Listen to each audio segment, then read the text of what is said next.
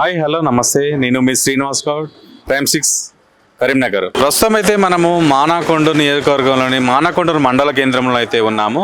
ప్రభుత్వం యొక్క పనితీరు ఎలా ఉన్నది, స్థానికంగా ఉన్నటువంటి ఎమ్మెల్యే గారి పనితీరు ఎట్లా ఉన్నది, స్థానికంగా అందుబాటులో ఉండడా, ప్రభుత్వం ఇచ్చే సంక్షేమ పథకాలన్నీ ప్రజలకు పూర్తి స్థాయిలో అందుతున్నాయా, 6 గ్యారంటీలు అమలవుతున్నాయి అనుకుంటురా అనే కొన్ని అంశాల మీద ఇక్కడ స్థానికంగా ఉన్నటువంటి ప్రజలనైతే వాళ్ళ యొక్క అభిప్రాయం తెలుసుకునే ప్రయత్నం అయితే చేద్దాం. ఏం పేరండి మీ పేరు? నా పేరు తిరుపతి, మందగొల్ల తిరుపతి, మాలకొండూరు మండలం, జిల్లా కరీంనగర్, గ్రామం లింగాపురం, మాలకొండూరు మండలం, భూపతి తిరుపతి.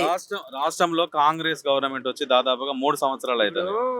ఈ 3 సంవత్సరాల పరిపాలన పట్ల మీరు సంతృప్తిగా ఉన్నారా? మాకేం చేసిండు, ఏం చేయలేదు.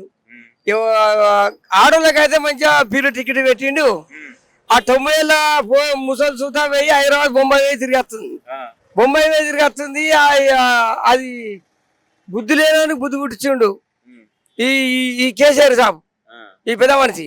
అయితే అది ఆగిలేని ముసలి హైదరాబాద్ వేస్తుంది, సికింద్రాబాద్ వేస్తుంది, బొంబాయి వేస్తుంది, మస్కట్ వేస్తుంది.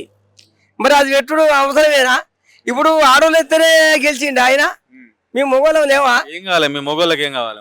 మా బాగా విషయాలు ఉన్నాయి. మాకు టికెట్ రూపాయలు పెట్టుకొని మేము పోవాలి. మా పిల్లలేమో తిరిగే పోతారు. నా పిల్లలు ఎక్కడ మీద నాకు తెలియదు. నేను నౌకరి వేస్తున్నా, నా పిల్లలు ఎక్కడ పోతుంది? నేను వచ్చేవరకు 6 గంటలు అవుతున్నది. మరి నా పిల్లలు హైదరాబాద్ ఉన్నదా, బొంబాయి ఉన్నదా, సికింద్రాబాద్ ఉన్నదా, అది నాకు తెలియదా? మరి ఆ ముచ్చట ఈ పెద్ద మనిషి ఎట్లా పెట్టాటు, ఏ రకంగా పెట్టాటు? ఆడవిల్ల ఆగిలేళ్ళని బజార్ ఎక్కని ఆడవిల్ల పోయి బొంబాయి పోతుంది, మస్కట్ పోతుంది, మద్రాసు పోతుంది. అంటే ఇది మంచిది అంటారా, చెడు అంటారా? అది అది అట్టి ముచ్చటేనే. ఇప్పుడు నా పిల్లం ఆకిట్లో ఉండేదే. నేను నౌకరి వచ్చే వరకు నా పిల్లం ఎక్కడ పోతుందో, ఎక్కడ తింటుందో, ఎడమంటుందో. 10 సంవత్సరాలు కేసీఆర్ అయితే సీఎం గా ఉన్నారు. ప్రస్తుతం అయితే రేవంత్ రెడ్డి గారు, కాంగ్రెస్ గవర్నమెంట్ అయితే అధికారంలో ఉన్నది. ఈ రెండు రేవంత్ ఇప్పుడు గెలిచిన రేవంత్ రెడ్డి గెలిచింది. కానీ ఎట్లా ఉంది పరిపాలన? పరిపాలన ఏమున్నది? మహిళా సంఘాన్ని పసిస్తారన్నాడు, వీళ్ళ పసిస్తారన్నాడు, ఆనికి పసిస్తున్నాడు, ఎవరికి ఇయ్యలేదు. ఒక ఇల్లు అయితే వచ్చినాయి, అబద్ధం పడద్దు, కేసీఆర్ ఇల్లు అయితే వచ్చినాయి కానీ అందరం ఇంకో 6 గ్యారంటీలు అనేవి అమలైనాయి అని మీరు అనుకుంటారా? కొద్దిగా సాయం చేసింది. కానీ మరి కేసీఆర్ సాబ్ వచ్చేప్పుడు అయితే మాకు గరీబ్ వల్ల మాకు గుంట భూమి లేదు. కేసీఆర్ సాబ్ అయితే మాకు ఏం చేయలేదే. భూములు ఉన్న వాళ్ళకే రూపాయలు ఇచ్చిండు, భూములు ఉన్న వాళ్ళకే లక్షలు ఇచ్చిండు. కానీ మాకైతే మీ గరీబ్ వాళ్ళం, మీ బిచ్చగళ్ళం, మాకైతే మాకు గుంట భూమి కొనియలేదు, 10 రూపాయలు ఇవ్వలేదు. అట్టినే ఓటేసినాం. ఓటేసి ఎత్తడం ఆయన మాట 3 ఎకరాల భూమి, 4 రూముల ఇల్లు పిరిగా, 4 రూముల ఇల్లు పిరిగనే, 3 ఎకరాలు పిరిగనే. అమ్మా మేమనుకున్నాం అంటే మాకేమి లేదు. మా 3 ఎకరాల భూమి వస్తున్నది,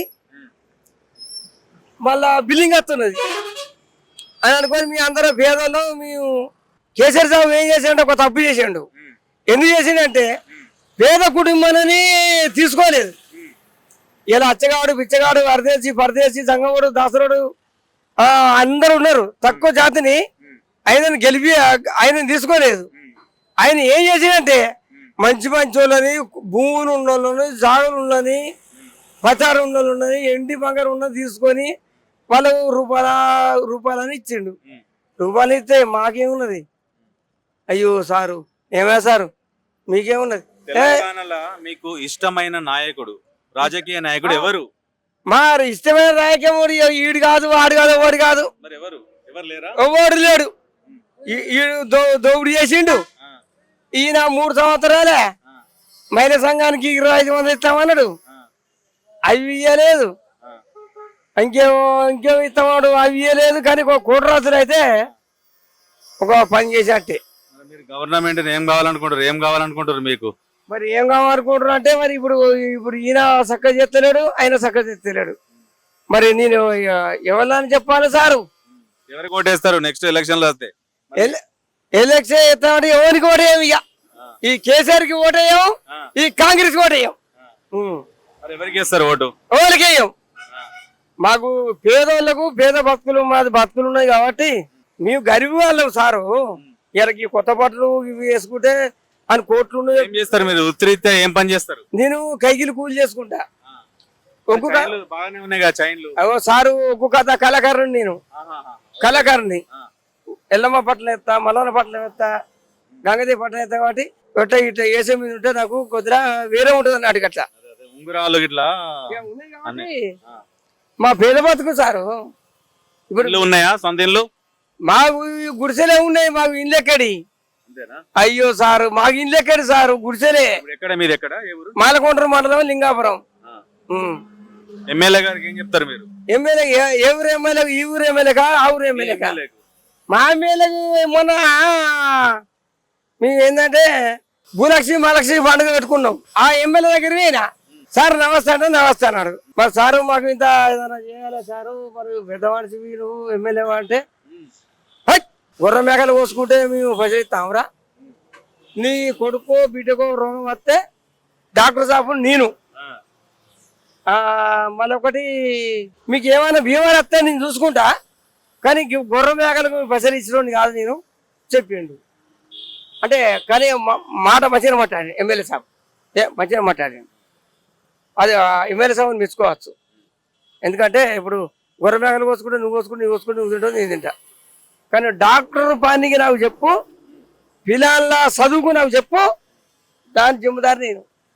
అరే ఏంద్రా గొర్రె మేకలు కోసుకుంటే వచ్చిన అర్ర మీరు ఆ ఎమ్మెల్యే సాబ్ సరే మంచిగా మాట్లాడాను.